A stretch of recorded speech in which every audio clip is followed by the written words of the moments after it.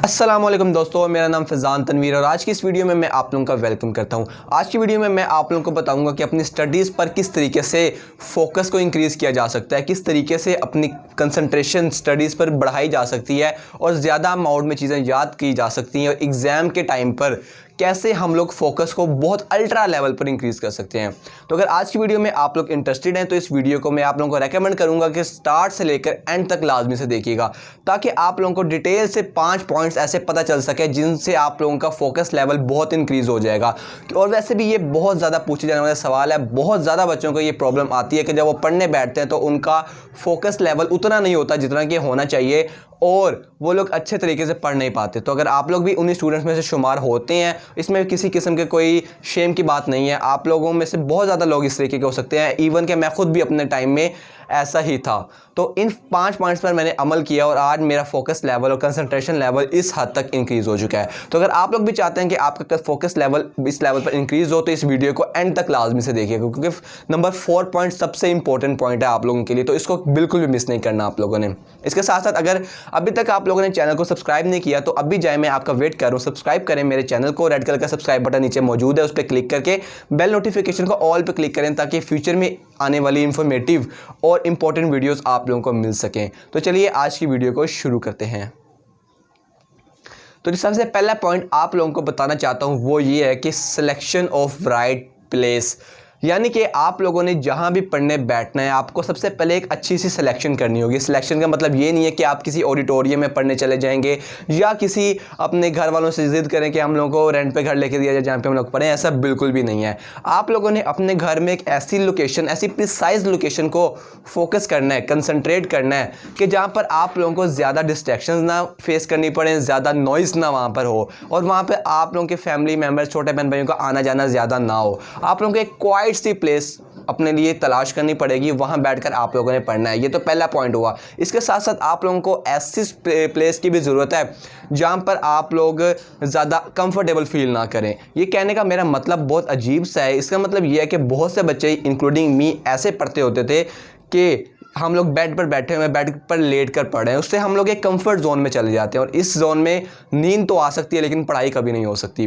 तो आप लोगों ने इस जगह, इस तरह की प्लेस ढूंढनी है जहाँ पर या तो फुल स्ट्रेट चेयर हो जिस पे आप लोगों की जो बैक है वो बिल्कुल स्ट्रेट हो, या आप लोग ज़मीन पर बैठ के पढ़ें। ये दोनों प्लेसेस इस तरीके की है जहाँ पर आपका कंसंट्रेशन बिल्कुल भी लूज़ नहीं होगा, बल्कि आप और कंसंट्रेशन के साथ पढ़ेंगे और इसके साथ साथ आप लोगों को नींद बिल्कुल भी नहीं आएगी, क्योंकि ये सबसे ज़्यादा इंपॉर्टेंट फैक्टर होता है कंसंट्रेशन लूज़ होने का। इसके बाद एक लास्ट चीज़ जो कि इसी पॉइंट में आती है वो ये है कि आप लोग ऐसी जगह पर पढ़ें जहाँ पे बल्ब का सिर्फ एक सोर्स हो और कोशिश करें बल्ब आपका दीवार पर ना हो। अगर है तो कोई मसला नहीं है। अगर आप लोगों के पास कोई स्टडी लैंप है या कोई ऐसी तार वाली लाइट है जो कि आप इधर उधर मूव कर सकते हैं तो वो वेल एंड गुड है। आप क्या करें, आप पूरे कमरे को लाइट की लाइट्स ऑफ कर दें और एक बल्ब की जो लाइट है उसको आपने अपने पेपर पर रखना है ताकि आपका फोकस इधर उधर ना जाए, आप लोगों को आसपास की चीज़ें नज़र ही ना आए, आपको जो सिर्फ फोकस है वो आपके पेपर पर मौजूद हो। तो इस तरह बहुत ही ये रेकमेंडेड तरीका है स्टडी करने का, जब आपका सारा फोकस आपके उस टेबल पर या उस कॉपी पर होगा जिससे आप लोगों ने स्टडी करनी है। आसपास की चीज़ें आप लोगों को ब्लैक नज़र आएंगी तो आप लोगों को आसपास के कोई डिस्ट्रैक्शन नहीं फेस करनी पड़ेगी। नंबर 2 मेथड बहुत इंपॉर्टेंट मेथड है और वो है स्टडी रूटीन क्रिएट करना। स्टडी रूटीन से मुराद, एक बच्चे ये समझते हैं कि हर रोज़ पढ़ना भी स्टडी रूटीन का एक हिस्सा है, सब पार्ट है, लेकिन इसमें स्टडी रूटीन से मुराद इस तरीके की है कि सबसे पहले जब आप लोग स्टडी करने जाएं, जिस जगह आपने स्टडी करनी है आपने एक अच्छी लोकेशन का इंतखाब कर लिया, अब आप वहाँ जाकर बैठे हैं, बैठकर आपने सबसे पहले 5 मिनट तक एटलीस्ट अपने गोल्स को सोचना है, दिमाग में रिमेंबर करना है कि यार मैं स्टडी क्यों कर रहा हूँ। ठीक है, अपने आप को बूस्ट देना है, ब्रेन को बूस्ट करना है आपने, ताकि आपका ब्रेन इस चीज़ के लिए तैयार हो जाए कि जब मैं यहाँ से उठूँ ना, जहाँ पे बैठा हूँ यहाँ से उठूँ तो मैं कुछ गेन करके, कुछ याद करके उठूँ जो कि मुझे बोर्ड के पेपर में काम आए। तो अपने आप में मोटिवेशन क्रिएट करनी है। बेशक आप 5 मिनट की मोटिवेशन वीडियो भी देख सकते हैं या अपने माइंड में अपने गोल्स को रिपीट कर सकते हैं। ये एक रूटीन है जो कि आपको सेट करनी पड़ेगी और हैबिट्स आप लोग जानते हैं कि 1 से 2 दिन में इससे नहीं होती, आप लोगों को उसमें थोड़ा सा टाइम चाहिए होता है। इसके बाद जो दूसरी स्टडी रूटीन आपने क्रिएट करनी है वो ये है कि जब भी पढ़ने बैठना है तो आपने सफिशिएंट अमाउंट ऑफ वाटर पीना है। ठीक है, यानी कि drink water is very essential before studying. आप लोगों को जितना भी आप लोग पानी पिए, इतना पानी पिए ताकि आपके स्टमक रिलैक्स रहे, आपका ब्रेन रिलैक्स रहे, आप लोगों को ज़्यादा डिहाइड्रेशन ना हो। डिहाइड्रेशन तो मैंने ज़्यादा एडवांस लेवल की बात कर दी, आपको प्यास ना लगे, इससे आप लोगों का माइंड और ज़्यादा वर्किंग स्टेट में आएगा।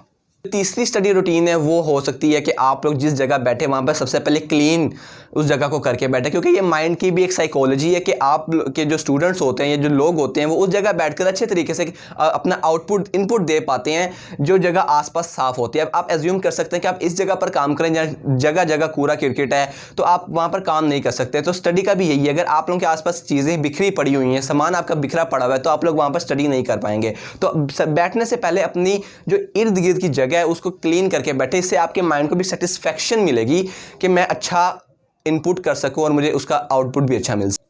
इसके बाद जो नंबर 4 रूटीन है जो कि आप लोगों को फॉलो करनी चाहिए वो ये है कि जब आपने मेडिटेशन, सबसे पहले लोकेशन आपने सेलेक्ट कर ली, उसके बाद आपने बैठ के अपने माइंड को रिलैक्स किया, उसके बाद आपने वाटर पानी पिया यानी कि, और नंबर 4 पे आप लोगों ने जब अपने जगह को साफ़ किया, इसके बाद आपने जो काम करना है वो ये है कि अपनी बुक्स को खोलना है, जो बुक आपने पढ़नी है, जो टॉपिक पढ़ना है उसको सबसे पहले गो थ्रू करना है। ये वो रूटीन्स हैं जो कि छोटी हैं लेकिन इनका इम्पैक्ट बहुत ज़्यादा होता है। तो अगर आप लोग इस चीज़ को फॉलो करेंगे, आप 20 to 30 डेज इस चीज़ को फॉलो करें और आप लोग खुद दोबारा इस वीडियो के अंदर आएंगे और कमेंट करके बताएंगे कि हमें इस चीज़ का बहुत ज़्यादा फ़ायदा हुआ। नंबर 3 पॉइंट जो कि डिस्ट्रैक्शन क्रिएट होने वाली चीज़ों को ख़त्म करना है। आप लोग एज्यूम करें कि आपके पास ये तलवार हैं जो कि आपने हाथ में पकड़ी हुई हैं और डिस्ट्रैक्शंस आपकी तरफ आ रही हैं स्टडी के दौरान। आपने बस क्या करना है, अपने माइंड में सोचना है कि ये तलवारों से मैंने डिस्ट्रैक्शन को कट करके दूर फेंक दिया, ठीक है। अगर ये करेंगे तो आप लोगों को वाकई ही आपकी जो डिस्ट्रैक्शंस हैं, जो कि आपके दिमाग में ख्यालात आ रहे हैं, आप लोग मोबाइल इस्तेमाल कर रहे हैं, आप लोग इंटरनेट यूज़ कर रहे हैं, आप लोग सोशल मीडिया इस्तेमाल कर रहे हैं, या आप लोगों के इर्द गिर्द जो लोग हैं वो आके आपको डिस्टर्ब कर रहे हैं, तो इन डिस्ट्रैक्शंस को आपने किसी न किसी तरीके से रिमूव करना है। अगर आप लोग इन डिस्ट्रैक्शंस को अवॉइड नहीं करोगे तो आप जब भी कंसंट्रेशन करने लगोगे या फोकस करने बैठोगे, याद करने लगोगे कोई चीज़, तो आप लोगों को इर्द गिर्द की चीज़ें आकर परेशान करती रहेंगी और अपना अपना फोकस लेवल लूज़ कर बैठोगे। तो मेक श्योर करो कि जब भी आप जहाँ भी बैठो आपके आसपास ना मोबाइल फ़ोन हो, अगर ज़रूरी है तब आप उसको रख सकते हो, वो भी इंटरनेट ऑफ करके, या आप लोगों के पास कोई आप लोग म्यूज़िक वगैरह ना सुनो। मैं आप लोगों को ये रिकमेंड करूँगा, क्योंकि कुछ अगर बहुत से बच्चे इस तरह के होते हैं वो कहते हैं कि अगर हम लोग कुछ सुनते रहें ना म्यूज़िक वगैरह तो हमें अच्छी तरीके से याद होता है। यार ऐसा बिल्कुल नहीं है, आपका माइंड अब मल्टीटास्किंग नहीं कर सकता। आप लोगों को कुछ ऐसा करना होगा जिससे आपका माइंड सिर्फ एक काम कर सके, एक टाइम में एक काम। तो 2 काम स्टडी और म्यूज़िक सुनना एक तरह 2 काम नहीं हो सकते, ठीक है। तो आपने म्यूज़िक को साइड पे रखना है। हाँ, अब जब पढ़ाई के बाद गैप लें, जो कि मैं अगले पॉइंट में डिस्कस करने वाला हूँ, उसमें मैं आपको बताऊंगा कि जब आप गैप लेना पढ़ने के बाद, उसमें आप लोग अपने माइंड को रिलैक्स करने के लिए म्यूज़िक या सॉन्ग वगैरह सुन सकते हैं। नंबर 4 पॉइंट ये है कि अपने पूरे स्टडी को आप सेक्शन में डिवाइड कर दो। ये मैं बात पहले भी बताता रहता हूँ, आज मैं उसको ज़्यादा ब्रीफली बताता हूँ कि जब अपने पूरे स्टडी मटेरियल को आप सेक्शंस में डिवाइड करते हो ना, तो इससे आप लोगों को 3 चीज़ों का फ़ायदा होता है। सबसे पहली बात वो होती है कि आपका एक बड़ा सिलेबस छोटे पार्ट्स में डिवाइड हो जाएगा, तो आप उस छोटे पार्ट को पहले तैयार करोगे। तो ज़ाहिर बात है बड़ा काम आप लोग सब सोचोगे, तो ये साइकोलॉजी है कि बड़े चीज़ जो आपके सामने आएगी आप उसको गिव अप कर जाओगे। आप बेसिकली आप लोगों को मतलब दिल नहीं करेगा आप लोगों का वो चीज़ याद करने को। जब छोटे पार्ट्स में होंगे तो आप एक सेक्शन कंप्लीट करोगे, आप में थोड़ी सी मोटिवेशन आएगी कि यार मैंने इतना काम कर लिया, मैं अगला भी करता हूँ, और आपको बर्डन भी फील नहीं होगा। तो इस तरह सेक्शन में जब आप काम करते जाओगे तो आप लोगों को बहुत ज़्यादा फ़ायदा होगा और आपका फोकस मेंटेन रहेगा। दूसरी चीज़ होती है टाइम मैनेजमेंट। टाइम मैनेजमेंट का मतलब 90% बच्चे गलत लेते हैं। अपने आप को एक बाउंड कर लेना हर चीज़ की, यार मैंने 1 से 2 3 से 4 ये काम करने हैं, तो ये टाइम मैनेजमेंट एक इफेक्टिव टाइम मैनेजमेंट नहीं कहला सकती। टाइम मैनेजमेंट ये होती है कि जो भी आपने काम पकड़ा है ना उसको एक लिमिटेड टाइम में करके जितना रह गया उसको छोड़ देना। मैक्सिमम कोशिश करनी है कि वो काम उस गिवन टाइम में हो जाए। इसकी बेहतरीन एग्जांपल या आप लोग यूज़ ये कह सकते हो कि जब भी आप पढ़ने बैठो आपने अपने पूरे मटेरियल को शॉर्ट इंटरवल्स में आपने डिवाइड कर लिए, तो आप टाइमर लगा लो अपने मोबाइल पर। टाइमर लगाओ कि यार मैंने 5 मिनट में ये लॉन्ग क्वेश्चन तैयार करना है, और आप लोगों जब का 5 मिनट खत्म हो जाए तो आपने उस लॉन्ग क्वेश्चन को दोबारा हाथ नहीं लगाना जब तक आपके पास अगला राउंड साइकिल रिपीट होकर नहीं आता। आप लोगों ने 5 मिनट ही देने हैं, उसके बाद आपने अगला काम शुरू कर देना, इस तरह अगला शुरू कर देना। तो इंटरवल्स क्रिएट करने से आप लोगों को बहुत फ़ायदा होगा, आपके टाइम मैनेजमेंट की स्किल्स भी इंप्रूव होंगी। इसके बाद जो नंबर 3 है उसको एक रूल कहा जाता है जो कि मैं आप लोगों को बताने वाला हूँ। उसमें मैंने थोड़ी सी अमेंडमेंट की है तो उस रूल के मुताबिक आप 40 मिनट तक अपनी स्टडी जारी रखें। जब 40 मिनट्स हो जाएं, टाइमर आप लोगों ने लगाया हुआ है, तो 40 मिनट्स के बाद आपने 20 या 10 मिनट्स का, मैक्सिमम 10 मिनट्स का आप लोगों ने ब्रेक लाजमी से लेना है। जो आप 40 मिनट काम करके 10 मिनट का ब्रेक लेंगे, उससे आपका माइंड दोबारा से रिफ्रेश हो जाएगा नेक्स्ट 40 मिनट का काम करने के लिए। इस चीज़ को आप लोग अपने डेली लाइफ में भी कहीं ना कहीं इस्तेमाल लाजमी से कर सकेंगे, और स्टडी में तो ये बहुत ज़्यादा इफेक्टिव है। तो इस चीज़ को आप लोगों ने माइंड में रखना है कि 40/10 रूल आप लोगों ने हमेशा फॉलो करते रहना है।